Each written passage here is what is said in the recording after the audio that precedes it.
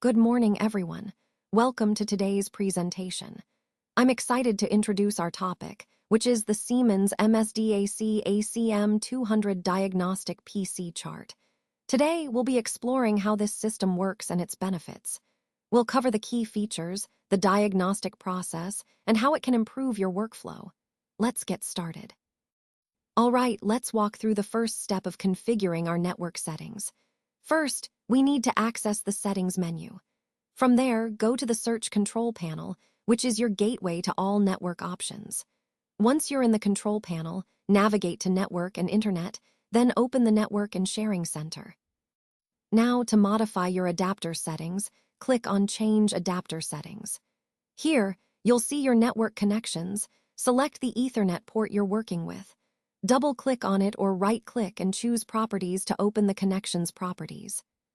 In the list of items used by this connection, look for Protocol Version 4, also known as TCP/IP4.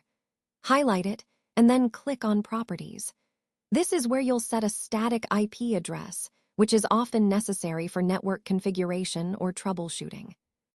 Make sure to select the option that says use the following IP address.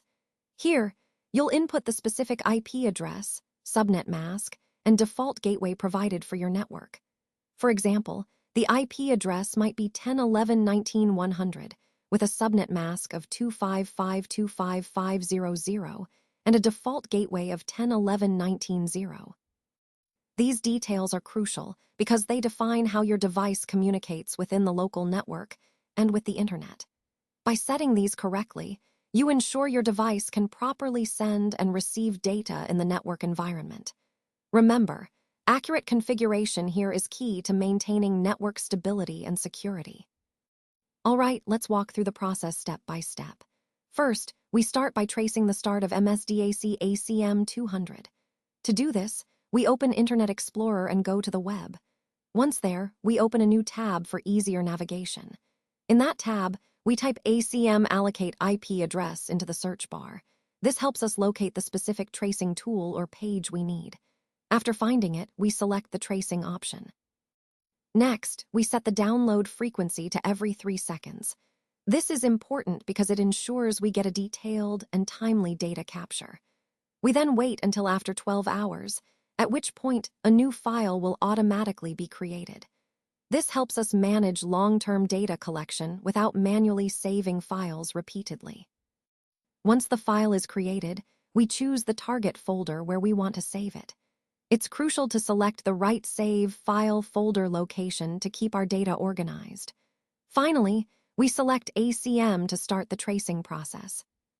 This second step is essential because it begins the detailed monitoring of the IP allocation process, supporting our overall goal of network analysis and troubleshooting. Remember, this process is all about capturing accurate data over time to understand how IP addresses are allocated and used within the network. All right, now let's move on to the final step in the process.